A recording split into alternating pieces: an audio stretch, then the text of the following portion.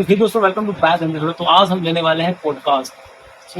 हम पहली बार पॉडकास्ट ले रहे हैं, तो हम लेने वाले हैं अभिषेक यादव जी के पास, जो कि अगले 10 साल से तैयारी कर रहे हैं और उनके पास एक अच्छा अनुभव है। उस अनुभव को यूज़ कर हम चाहेंगे कि अपने दर्शकों को एक अच्छी नॉलेज और एक अच्छी इंटेंशन के साथ एक अपनी न्यूज़ को शेयर कर सकें। And that is the only plan that we have right now. और इस वीडियो में ही आप देखोगे, if you are preparing for a government exam and if you are preparing for something else like this, so you can understand that thing. तो आज हम बात करने वाले हैं कि काकरोच जनता पार्टी के बारे में, ये किस तरीके से स्टार्ट हुई और इसका विजन क्या है, और ये किस तरीके से देश में बदलाव लाना चाहती है या फिर ये देश को बिगाड़ना चाहती है, इसके पीछे का उद्देश्य क्या है। तो हमारे साथ है हमारे प्रिय मित्र अभिषेक यादव। तो आज हम इनसे देखते हैं कि, और क्योंकि इनके पास इस फील्ड में अच्छा अनुभव है और ये पॉलिटिकली काफ़ी ज़्यादा कनेक्टेड है, तो इनके पास अच्छी नॉलेज है कि ये काकरोच जनता पार्टी क्या, इनका उद्देश्य क्या है। तो पहले स्वागत कीजिए हमारे मित्र अभिषेक यादव का। तो पहला क्वेश्चन ये रहा कि आप क्या सोचते हैं काकरोच जनता पार्टी के बारे में और इसकी विजन क्या है आगे चल के। देखिए साहिल जी, बात ये है कि हर एक कार्य के पीछे कारण होता है। काकरोच जनता पार्टी जो उभर के आई है, जो ट्रेंडिंग है, तो उसके पीछे का कारण होगा। और कारण एक बड़ी जाहिर सी बात है कि हम सत्ता पक्ष या फिर किसी की सरकार की बुराई तो नहीं करना चाहते या फिर नहीं कर सकते, नहीं तो देशद्रोही का चार्ज हमारे ऊपर लग सकता है। तो हम आपको बस इतना कहना चाहते हैं कि देश में जिस तरीके से पेपर लीक, बच्चे परेशान हैं, युवा पीड़ित हैं, बेरोजगारी दर बढ़ी है, ये सब देखते हुए ना, ये सब देखते हुए ही ये विचार किसी एक दिन का थोड़ी ना है कि हाँ अचानक से आ गया होगा सभी के मन में कि चलिए विरोध किया जाए। कारण है धीरे धीरे जब बर्दाश्त के बाहर हो गया, तो काकरोच जनता पार्टी विचार है जिसमें कोई पॉलिटिकल किसी का हाथ या फिर उस पर कोई, मुझे तो नहीं लगता कि जहाँ तक मुझे समझ बता रही है, ठीक है, इस ज़रूरत थी इसकी और वो हो रहा है तो बेहतर ही है, अच्छा ही है। बट काकरोच जनता पार्टी में बीजेपी का एक मानना ये है, मतलब बीजेपी का मानना नहीं है, उनके कुछ कार्यकर्ता हैं जो कि कुछ पद पर हैं, तो उनका ये मानना है कि इसमें कुछ पॉलिटिकल कनेक्शन है, पाकिस्तान का कुछ इसमें हाथ है। और उनका तो ये भी कहना है कि इंस्टाग्राम पर जितने भी काकरोच जनता पार्टी के सब्सक्राइबर या फिर फॉलोअर हैं, दर्शक हैं, उसमें से 75% लोग पाकिस्तानी हैं। तो क्या ये सच है? ऐसा कैसे हो सकता है साहिल जी, आप बताइए, ऐसा कैसे हो सकता है कि इसी देश की जनता 22-25 मिलियन लोग आपके पीछे खड़े हैं, तो वो हिंदुस्तान के हैं, और जो काकरोच जनता पार्टी, वही युवा आपको वोट देकर जिता रहे हैं, तो वो हिंदुस्तान के हो गए, और वो आपका विरोध करते वो पाकिस्तान के हो गए। तो कैसी नाइंसाफी है। ये बात तो आपकी जाहिर है, बट बीजेपी ऐसा इतना बड़ा क्लेम कर रही है। अरे वो झूठा क्लेम है, सरासर झूठा क्लेम है। आप ये कैमरे में बोल रहे हैं? मैं कैमरे में बोल रहा हूँ। ये बच्चों की नाराजगी है, नीट पेपर लीक हो रहा है, बताइए। डॉक्टर हम से अनपढ़ गवार डॉक्टर बनेंगे पैसे के दम पे, तो क्या इलाज करेंगे? तो क्या हमारे देश को बेहतर बनाएंगे? आप ही बताइए, बनाएंगे? नहीं, आप सही बोल रहे हो। आपको बना दीजिए आप डॉक्टर, हम क्या इलाज करेंगे? हम क्या ऑपरेशन करेंगे? बताइए। आपके पास नॉलेज तो है नहीं। हाँ? नहीं, आपकी बात जाहिर है, और इसी मुद्दे के लिए मतलब आपसे मैं कनेक्ट किया हूँ। बट आपको क्या लगता है कि जैसे काकरोच जनता पार्टी अभी जो काम कर रही है, अभी आप देखे होंगे लखनऊ में उनकी रैली थी और वहाँ पर कुछ बच्चे उनको पीटे भी थे, ना कि लोगों का एक गुस्सा भी है और एक उनसे नफरत भी है। आप साहिल जी इतना समझिए, अभिजीत दीपके जी जो काकरोच जनता पार्टी के वो हैं, हेड हैं, फाउंडर, उनको जिन्होंने पीटा, उनकी जुबान से क्या निकल रहा था? ये पाकिस्तानी है, ये देश को टुकड़ों में बांटना चाहता है। अरे शिक्षा की बात जो करे, जो हमारे सिस्टम की कमियों को दूर करने का प्रयास करे, वो देशद्रोही है, वो आतंकवादी है। बताइए, ये कहाँ तक का न्याय है? ऐसा ये बात सही है? तो आपको क्या लगता है कि इनका विजन क्या है, ये एग्जैक्टली इंडिया में किस मुद्दे पर आए हैं? क्योंकि ये एक इलेक्शन तो लड़ेंगे नहीं, इनको से ज्वाइन हुए हैं, काफ़ी प्रभावित भी हो रहे हैं इनसे, बट इनको समझ में नहीं आ रहा है जो आजकल के युवा है कि ये इनका विजन क्या है, क्योंकि उन्होंने कभी खुल के बात नहीं किया है इसके ऊपर। तो मे बी आपको इसके बारे में पता होगा, तो यू कैन शेयर। किसने बात नहीं किया? काकरोच जनता पार्टी ने? हाँ, कि उन्होंने तो बोला है कि मुद्दा तो यही है कि इंडिया सुधरना चाहिए, शिक्षा मंत्री को यहाँ से हटाओ, हर एक विषय पे बात कर रहे हैं, बट उनका पूरा विजन नहीं दिख रहा है क्योंकि वो इलेक्शन नहीं लड़ने वाले हैं। और उनका विजन ऐसा है कि उनको विजन को मतलब बस सीधा सा बात है कि जो धांधली हो रही है ये बंद हो, सीधी बात है।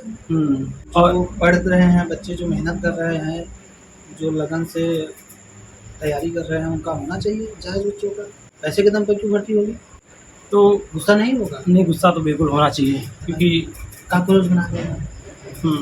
काकरोच तो एक अलग विषय है। मतलब इतना ज़्यादा अगर लोग ट्रोल कर रहे हैं, लोग इतना ज़्यादा आवाज़ उठा रहे हैं तो उनको हटाना चाहिए फिर, क्योंकि बात तो जायज़ है कि पेपर तो लीक हो रही है। तो ये मान कौन रहा है? माने तब तो, सत्ता पक्ष माने तब तो, निठल्ले माने तब तो हटाएँ। वो तो मान ही नहीं रहे हैं कि कहीं पेपर लीक भी हुआ है। पहले तो वो मानेंगे नहीं, जब कहीं से वो प्रूफ वगैरह मिलेगा, कहीं से बच्चे किसी तरीके से मैनेज करके, तैयार करके, कहीं से लड़ भिड़ के, अपनी जान जोखिम में डाल के, कहीं से कोई वीडियो, कोई तथ्य निकाल के बाहर लाएँगे, तब फिर वो मानेंगे। मानेंगे फिर अब बताइए ये क्या नाटक कर रहे हैं कि एरोप्लेन से ले आएँगे पेपर। खान सर, आपने खान सर का वीडियो देखा हाँ, होगा, मैंने कितने अभी वैसा बात बोली है कि समस्या ये नहीं है कि पेपर छपवाना, पेपर सेंटर पे पहुँच कैसे रहा। समस्या ये है कि जो एजेंसी में बैठे लोग हैं वो धांधली करा रहे हैं ना। पेपर तो आप कहीं से भी लाके सेंटर में पहुँचा दीजिए, धांधली तो पहले से हो जा रही है। तो पेपर पहुँचाने का मुद्दा नहीं है कि आप एयरफोर्स से या फिर परमाणु रॉकेट लॉन्चर से दाग दे कि सेंटर पे पहुँच जाए पेपर। ये कोई तरीका होता है? बंदूक की गोली पे उस पे लिख के पेपर आप पहुँचाएँगे, रॉकेट पे बैठा के? नहीं, हम सबने वो वीडियो तो देखा था। खाने पे बैठा के पेपर लेकर आएँगे आप? ये कोई तरीका है? कह रहा हूँ कि आपने अभी तक जो बातें की, आपने एक ही चीज़ पर पॉइंट आउट किया है कि बीजेपी गलत है। डायरेक्टली नहीं बोला बट इनडायरेक्टली आपने यही बोला है। तो क्या आप भी बीजेपी से गुस्सा हैं, और what is the main reason behind that? ठीक है, साहिल जी एक बात बताइए हमको, आप में खामियाँ नहीं हैं? बिल्कुल है, मुझ में खामियाँ नहीं हैं? 100% है, बीजेपी में खामियाँ नहीं है कि कांग्रेस में खामियाँ नहीं हैं? सब में है। खामियाँ सब में हैं, पर स्वीकार करना चाहिए ना खामियों को। आप मानिए कि आपसे पेपर नहीं हैंडल हो रहा है, आपसे देश नहीं चलाया जा रहा है, आप इस्तीफ़ा दीजिए, आप मानिए तो। ऐसे किया जाता है, अपनी खामियों को दूर किया जाता है, अपनी खामियों को सुधारा जाता है, और न कि छिपाया जाता है। बताइए, आप खामियाँ नहीं मान रहे हैं, मानना पड़ेगा। अब रोकना चाहिए अंदर भ्रष्ट लोगों को, लेकिन पेपर बँटवा रहे हैं एरोप्लेन से। हमारे नौजवान सीमा पे, सरहद पे लगे हुए हैं देश की रक्षा के लिए। अब चले पेपर बँटवाएँ, कुछ दिन बाद पता चले उनसे कॉपी चेक करवाने लगे। हाँ, ये कोई तरीका है? तो हाल ही में आपने सुना होगा कि टेलीग्राम को बैन कर दिया है जस्ट बिकॉज कि गवर्नमेंट बोली इनकी वजह से पेपर लीक हो रहे हैं, या फिर बहुत ज़्यादा ऐसी प्रॉब्लम्स आ रही हैं लोगों का। जैसे गवर्नमेंट आपको सीधा नहीं बताएगी कि पेपर लीक हो रहा है, गवर्नमेंट आपको बता रही है कि इसकी वजह से लोगों का सिक्योरिटी भी हो रहा है। और टेलीग्राम सीधा ट्विटर पे आके बोल रहा है, इंटरनेशनली अपने देश को सीधा बोल रहा है कि भाई इनसे एक पेपर नहीं दिलाया जा रहा है तो हमारा ऐप बंद कर दिए। ये तो बात साहिल जी वही हो गई कि आपके घर में पानी की सप्लाई नहीं आ रही है, तो आप लीकेज ढूँढने की बजाय आप गए पानी टंकी ही बंद करवा दीजिए। जिनके यहाँ सप्लाई आ रही है वो भी बंद कीजिए। ये कोई तरीका है? अरे आपके घर में पानी नहीं आ रहा है तो आप उसका खोजिए कहाँ दिक्कत है, परेशानी है। आप अपना नहीं इलाज करेंगे कि फालतू का बखेड़ और सब तमाम प्रकार की बातें कर देंगे। तो जहाँ तक मैंने भी आपसे बात की है, मुझे ऐसा लगा कि आप भी बीजेपी को काफ़ी ज़्यादा हेट करते हो। नहीं, देखिए इसमें हेट, मैं किसी व्यक्ति विशेष या किसी व्यक्ति पार्टी को हेट नहीं करता, मैं विचारों को तो कोई भी हेट कर सकता है। ये होना चाहिए ना कि आपके विचार रखिए, आप दीजिए ना नौजवानों को 2 करोड़ सालाना रोजगार नौकरी देने का वादा किए थे आप। डालिए ना सबके खाते में 15 लाख रुपया हमारे खाता। कोई विरोध करके दिखाए, बताइए आप। बट से होता है। बट अगर गवर्नमेंट कभी कभी ये भी बोलती है कि जब रोजगार है ही नहीं, आगे इतनी रोजगार नहीं है, तो क्या हम उनको सैलरी दें बुलाकर? वही मैं कह रहा हूँ ना, तो रोजगार नहीं है तो रोजगार हम किससे मांगने जाए? पाकिस्तान से मांगने जाए रोजगार? अमेरिका से मांगने जाए रोजगार? आप हमारे देश में पैदा करिए ना। आपको हमने चुना किस लिए है? हमारी जनता ने आप पे भरोसा किस लिए किया है? आपने 2 करोड़ रोजगार का वादा किया था, किस लिए? नहीं, मोदी जी ने वादा तो किया था और उसको बिल्कुल नहीं निभाया। तो ये बात वो जिम्मेदारी है आपकी, वो बनती है आपकी जिम्मेदारी, आप उसको करिए। बट अब मोदी जी क्या क्लेम कर रहे हैं कि अब अपने भारत को डिजिटल इंडिया बनाया जाए, लोग अपना खुद का स्टार्टअप करें और कुछ करें, क्योंकि गवर्नमेंट इतना ज़्यादा जॉब नहीं प्रोवाइड कर सकती। ये एक फैक्ट भी है, देखो एक रिसर्च भी आया था इसके पीछे कि गवर्नमेंट इतना कैपेबल नहीं है कि हर एक बंदे को या फिर 10 में से 5-2 बंदे को भी जॉब दिला पाए अभी के टाइम पर। तो गवर्नमेंट इसलिए डिजिटल इंडिया पे काम कर रही है। हालांकि वो काम बहुत स्लो हो रहे हैं, बट आई थिंक गवर्नमेंट प्रयास कर रही है। और मुझे ऐसा लगता है कि युवाओं को सरकारी नौकरी की तैयारी करनी चाहिए, बट उतना ज़्यादा डिपेंड नहीं रहना चाहिए, क्योंकि गवर्नमेंट भी अब सीधा डिनाई वो कर रही है। बट आपने जो बात उठाया कि इसमें नीट का जो पेपर लीक हुआ, तो ये बात तो बिल्कुल जायज़ है। तो आपको क्या लगता है कि इसका एग्जैक्ट सोल्यूशन क्या हो सकता है और गवर्नमेंट को इस पर किस तरीके से काम करना चाहिए? देखिए, पहली बात तो ये है कि बाकी देशों की अपेक्षा हमारे देश में करप्शन बहुत है। अंडरस्टैंड। बहुत करप्शन मतलब। और एक बात ये भी है कि हमारा देश जो है ना, वो जाति धर्म तमाम उल्टे सीधे कामों में उलझा हुआ रहता है। तो ये सब उलझाने का काम किसका है? हमारे देश के तरफ नेताओं का है। खत्म करना चाहिए ना, नहीं करना चाहिए भाई ये सब बात। जैसे कि अभी गवर्नमेंट का मेन मुद्दा है राम मंदिर। अभी गृह मंत्री जी बोल रहे हैं कि अगर राम मंदिर बन गई तो सीता मंदिर भी बनना चाहिए, बिहार में हमारी सीता माँ का जन्म हुआ है। तो ये तो ऐसे डिस्ट्रैक्ट कर रहे हैं पीपल को कि भाई आपको धर्म ही अपनाना होगा या फिर धर्म को ही लेकर चलना पड़ेगा, क्योंकि लोग लेकर चल रहे हैं बट वो इतना ज़्यादा इन्फ्लुएंस कर रहे हैं लोगों को कि धर्म ही है जो है, और उसकी वजह से कई चीज़ों को इग्नोर कर रहे हैं, जैसे एजुकेशन, आपने जो बात की नीट की पेपर लीक, तो ये सब चीज़ें हो रही हैं। देखिए, विश्व गुरु बनना है तो एजुकेशन की बात करनी पड़ेगी, विश्व गुरु बनना है तो आपको अस्पताल की बात करनी पड़ेगी, अगर विश्व गुरु बनना है। नहीं तो घंटा गुरु बनना है तो आप करिए मंदिर मस्जिद, लड़ाइए भाई को भाई से, देशवासियों को देशवासियों से, बंटवारे की राजनीति करते रहिए। बट क्या आप ऐसा कर रहे हैं कि हिंदू मुस्लिम चलिए अलग अलग मुद्दा है, क्योंकि क्या आप ऐसा कर रहे हैं कि अगर विश्व गुरु नहीं बनना है तो करिए जाति धर्म, बिल्कुल, अगर धर्म फॉलो करेंगे तो क्या हम लोग ग्रो नहीं कर पाएंगे, विश्व गुरु नहीं नहीं मैं ऐसा नहीं कह रहा हूँ धर्म फॉलो करेंगे तो विश्व गुरु तो नहीं क्या अगर हम जाति नहीं फॉलो मैं ये करेंगे? कह रहा हूँ कि आप शिक्षा और अस्पताल की बात करिए, मैं ये कह रहा हूँ। आप बताइए, एक उत्तर प्रदेश आप हमारे बगल राज्य में है, बताइए वहाँ पे कितने वर्षों से प्राथमिक विद्यालय में वैकेंसी नहीं है। 2018 2026 8 साल हो गए, वैकेंसी नहीं है तो वैकेंसी का सृजन करने का जिम्मेदारी भी आपको ही जनता ने दिया है ना, कि सत्ता का सुख भोगने के लिए दिया है। मन करिए अब बहुत हो गया, मेरा मूड खराब हो गया, बीजेपी का बहुत ज़्यादा बात, राजनीति की बात खत्म करते हैं। हर वो नाराज युवा है जिसके साथ छल हुआ है, हर वो बेरोजगार युवा है जो सरकार से आस लगाए बैठा है कि उसको इस साल वैकेंसी मिलेगी, अब नौकरी मिलेगी, अब बेहतर होगा, अब हमारे हम सबका साथ सबका विकास वाला बात जो है वो ज़मीनी स्तर पे किया जाएगा। तो ये हर एक युवा के अंदर ये गुस्सा है कि ये इंतज़ार करते करते इतने बरस हो गए, बताइए 14 से 26 12 वर्ष हो गए, 12 वर्ष की इनकी सरकार। अगर करने वालों को तो 1-2 साल ही काफ़ी लगता है ना, कि उनको अगर करने का कुछ मन है तो हाँ हो जाएगा। आज थोड़ी इतना लंबा वक्त लिया जाता है कि अब बताइए 8 साल, आप समझिए, आप समझ नहीं पा रहे हैं। मैं ये कहना चाहता हूँ कि समझिए, अगर किसी आज इस साल वैकेंसी आई, अगले साल वैकेंसी नहीं आई तो बहुत से ऐसे विद्यार्थी हैं जो ओवर एज हो जाते हैं, उनका जीवन तो खत्म। अब 8 साल से वैकेंसी नहीं दे रहे हैं, ये तो सच में प्रॉब्लमेटिक है चीज़ें। 8 साल सोचिए, कितने बच्चे का एज पूरा हो जाता है, आप क्रॉस कर जाते हैं, फॉर्म नहीं भर पाएंगे, वो क्या तैयारी करेंगे? तो गुस्सा नहीं आएगा? क्या बात कर रहे हैं? तो गुस्सा आना जायज़ है ऑफ कोर्स। और तो आपको क्यों लगता है कि बीजेपी बार बार क्यों आ जा रही है, जब लोग इतने ही गुस्से में हैं, लोगों के अंदर इतना ही गुस्सा है, तो बीजेपी कैसे आ जा रही है? छल। आप ये बहुत बड़ी बात बोल रहे हैं कैमरे के सामने, आप एक शिक्षित युवक हैं, अगर आप ऐसे कैमरे में बोल रहे हैं तो बहुत बड़ी बात है। तो क्या आप पूरे होशो आवाज़ में बोल रहे हैं ये बात?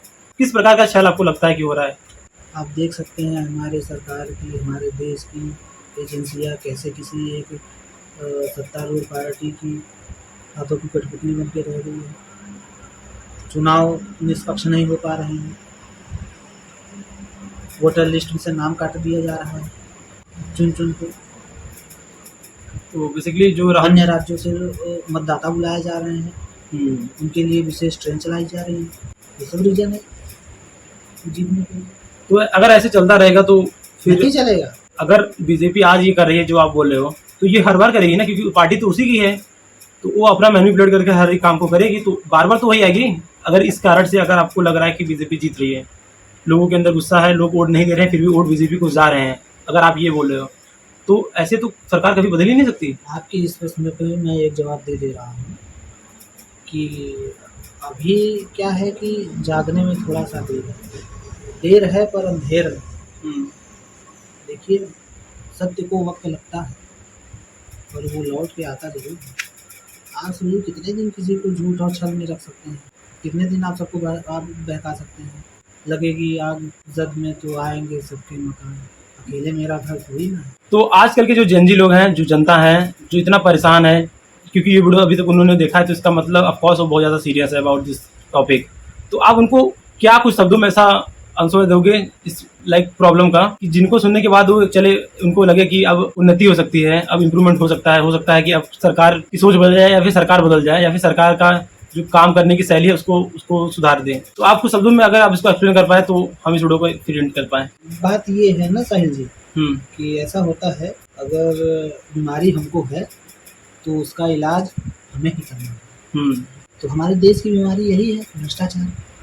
भ्रष्टाचार को दूर करने के लिए सारे युवक को साथ में आना होगा। उनको गलत के लिए अपना स्टैंड लेना होगा, खड़े होना होगा, एकता बनानी होगी, ध्यान देना होगा, व्यक्तिगत लाभ को छोड़ना होगा, देश के बारे में सोचना होगा।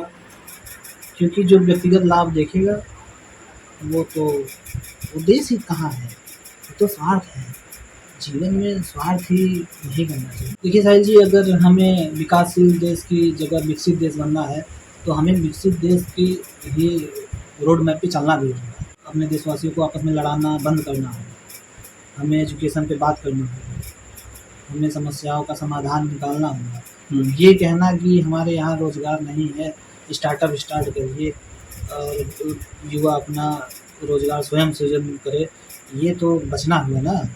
ये कहाँ से बात हुई कि आप देश विकास ऐसे कैसे करेगा। उसके लिए आपको भी लगना होगा, बाकी सब साथ देंगे आपका, और हम हमारे देश का विकास ही चाहते हैं ना। ऐसा तो है नहीं कि हम कोई विरोधी हैं। तो आइए निवेदन करते हैं सभी देशवासियों से मिल के, सभी भ्रष्टाचारियों से भी निवेदन करते हैं कि छोड़िए स्वार्थ, आइए मिल के देश को एक विकसित राष्ट्र बनाते हैं। सबको खुश रखिए, सब लोग बेहतर जीवन जिए, कोई गरीब कोई अमीर क्यों रहे, कोई अभाव में जीवन व्यतीत क्यों करे, कोई अभाव में जीवन व्यतीत करके। इंसान है, इंसान की पीड़ा को समझिए, इंसान से प्रेम करिए और इंसानियत दिखाइए, इंसान बनिए, सबको एक होना पड़ेगा। सो धन्यवाद भैया जी कि आप इस पॉडकास्ट में आए हो। सो अच्छा लगा होगा अगर आपको, तो आप वीडियो को लाइक कर देना, चैनल को सब्सक्राइब कर देना, क्योंकि आपके एक सब्सक्राइबर से हमें बहुत ज्यादा मोटिवेशन मिलते हैं और इसी तरीके के दर्शक को हम बार बार अपने चैनल पे ला सकते हैं, क्योंकि जब आपके पास नंबर होगा तो लोग आपके पास आना चाहते हैं। तो अब के लिए इतना ही, मिलते हैं किसी नेक्स्ट वीडियो में। जय हिंद, जय भारत।